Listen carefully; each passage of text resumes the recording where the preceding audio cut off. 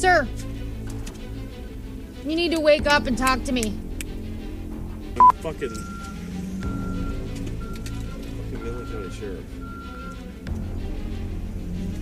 I'm very frickin' embarrassed, like you can't frickin' believe. You can't frickin' believe. This sheriff that we're about to watch thought he was going to take himself for a little ride. Fortunately, he found himself taking a ride in the backseat of a cop car after being arrested for DUI in Michigan. This video was originally uploaded to the MLive channel on YouTube. Let's react to the video and find out what happens. Sir? Sir?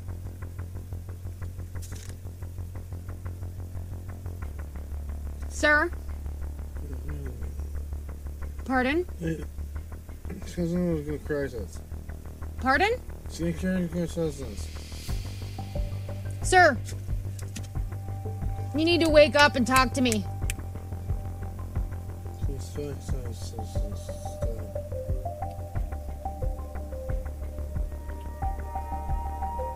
I don't understand. What are you doing? You're on the side of the road, slumped over. What's going on today? Oh, jeez.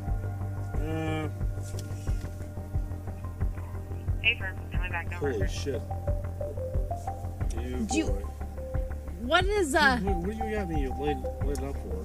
I have you lighted up because we had a call. Well, first off, it's so no one hits us. Yeah. And second of all, someone called, said you were sitting on the side of the road, slumped over, which you were. Yeah. Yeah. Alright. What's going on today? Nothing. Nothing? No. You gotta give me a little more than that. Not just, we don't all just sit down and sleep on the side of the road. I know, I'm sorry. Have you been drinking? Yeah. Yeah? Yeah. Okay. Yep. Bad. Okay. Bad. I'm not driving. Right, but you... How did you get here is the question. Yeah, I know.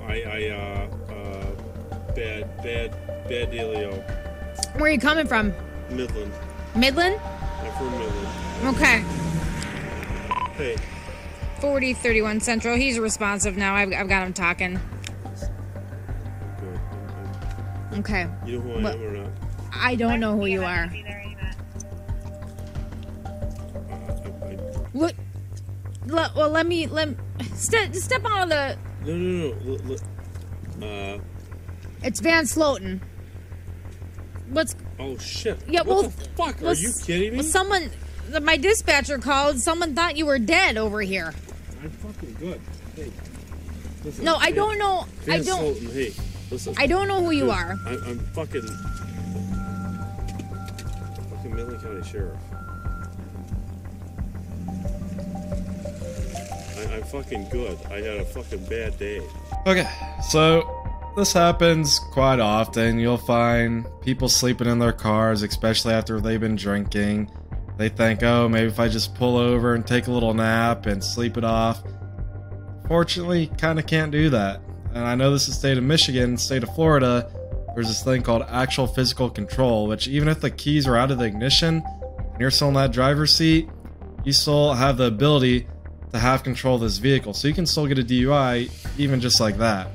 And you can see by the red lights over like kind of near the door there, looks like there's an ambulance coming up. Yeah, whenever you stop out with somebody and they're kind of sleeping in their car and they're not responsive like he was in the beginning, you're gonna start EMS just in case they're having a medical episode or something. Before we actually get into any type of like DUI investigation, I want to make sure this person's awake and with it first. And then him here telling her who he is, that he's the sheriff, and showing a badge. But for some reason, cops nowadays think they can get away with that just by showing them a badge and they'll be good to go.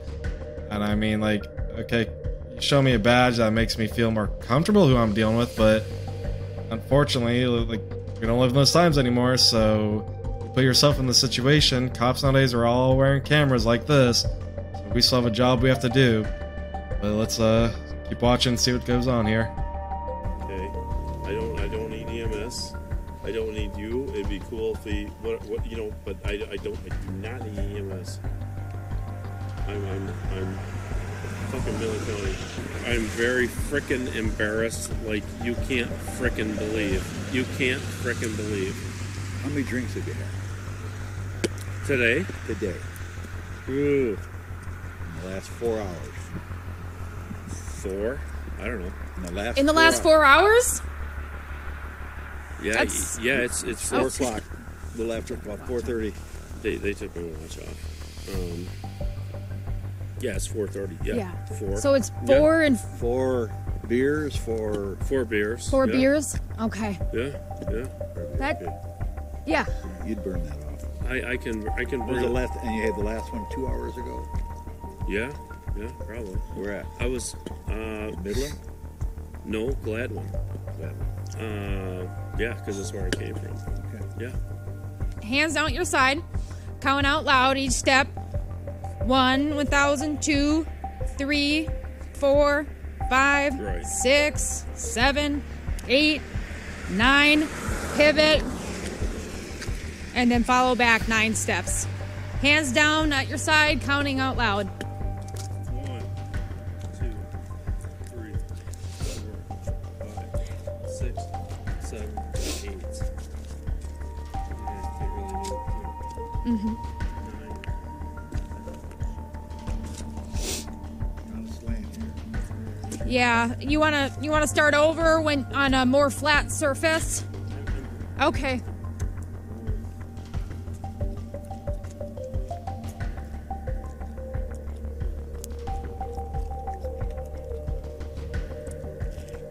So that first exercise was called the walk and turn. When the officer reads instructions, they demonstrate, and the person just has to walk up and down the line as they demonstrate it, heel to toe, looking down, arms at your side, counting out 1 to 9 steps, and take a small turn, take 9 more steps down the line. So, first thing I'd say is the officer, when she was walking towards him, kind of a huge officer safety thing. You never really want to demonstrate going towards the person you're working with here. I mean, in this case, you know, she has a backup here, and we know he's a sheriff, so she probably doesn't feel like he's so much of a threat. Still not good practice to be doing it like that. You'd want to walk away from them. Also, you'd want to do these exercises in a more open parking lot. It looks like they're in a long stretch of roadway here. That's why they're probably doing it on the side of the road. But even then, it's still kind of dangerous just because there's cars passing them, and if he's intoxicated, he could possibly stumble into the roadway, as we just saw him kind of stumble there. You want to make sure that there's a line for them to even actually walk on. They don't even have a line there. Most cops will carry like tape or chalk to make a line. I know there's a line over here on the roadway, but again, that puts everybody's lives a little bit more at risk as traffic is passing by. Another thing too, the lane has to be flat. That's why she had to move over a little. So the first time he was doing it, he was going down a slant, they said, over on the side here. So still, that's other things that they kind of need to watch out for. This really isn't an ideal situation or area to be performing these type of exercises. So we'll go on to the next one, which is the one leg stand. Ready? Ready when you are. Sure. Yeah. I don't know if I want to do right or left foot. It's up to you. Whichever one's more comfortable for you. 1,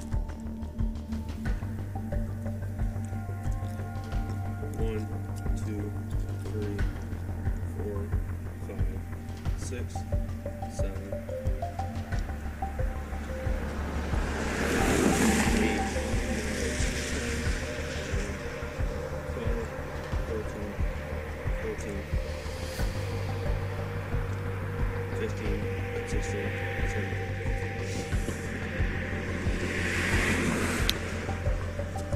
Okay. Jerry, can you just take me to camp? Like, can you do that or not? That'll blow. Okay.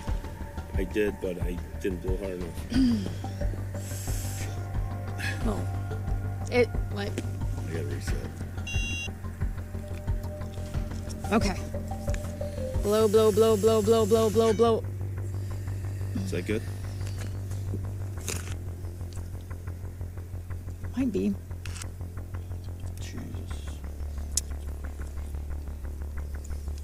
mouth shut, Jerry. Well, you know what? Hey.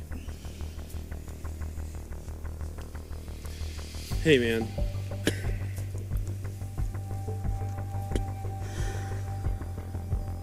So it looks like his results are .233 down there on the PBT. It's a portable breathalyzer where officers can test the blood alcohol level through the breath on the side of the roadway there. Every state's different, I guess, with these type of laws with the PBTs. In Florida, we have to use an intoxilizer machine, which I'm sure they probably use later on when they book them and process them and everything. But just for initial reading, that's pretty well over the limit. I don't know what the limit is in Michigan. I'm assuming it's probably .08 like it is here in Florida and most states. So that is way over the limit there. Jesus Christ, I'm fucking praying. I know the situation I'm putting you in. I fucking got Jerry. Jesus Christ. Give me a fucking, try to fucking help me out, man. I can't go to fucking jail for fucking drunk driving. Are you fucking kidding? Seriously.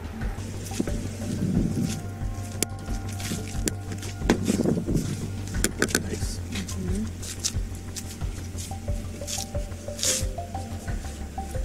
Ian? Good. So it looks like in the last bit there, they were just walking out of the hospital. I mean, when somebody's alcohol level's that high, they typically have to go to a hospital first to get cleared by a doctor before they can get booked into the jail, which is probably where their next stop was going to be. And I mean, it looks like they were nice enough too to at least have him kind of shackled in the front there instead of handcuffs behind his back. Yeah, so that lesson is, if you've been drinking, there's so many other options than to be driving. Don't drive, then pull over and take a nap, because you could find yourself in a situation like this. Not really ideal. I mean, I remember one time, the only time I've ever actually pulled over another cop when they were off duty, this was, I was working one night, car's speeding, I pull him over, he had like an expired tag, no insurance on him, speeding, and I was like, you know what, I'm gonna give him a break on the speeding, and I just gave him a citation for the insurance not being up to date, which is just kind of like, as long as you bring it down to the clerk's office, show them that your insurance was valid during the time of the stop, and the fine gets reduced significantly. Well, after I write him the citation for that, explain it to him, he's like, should I tell my employer?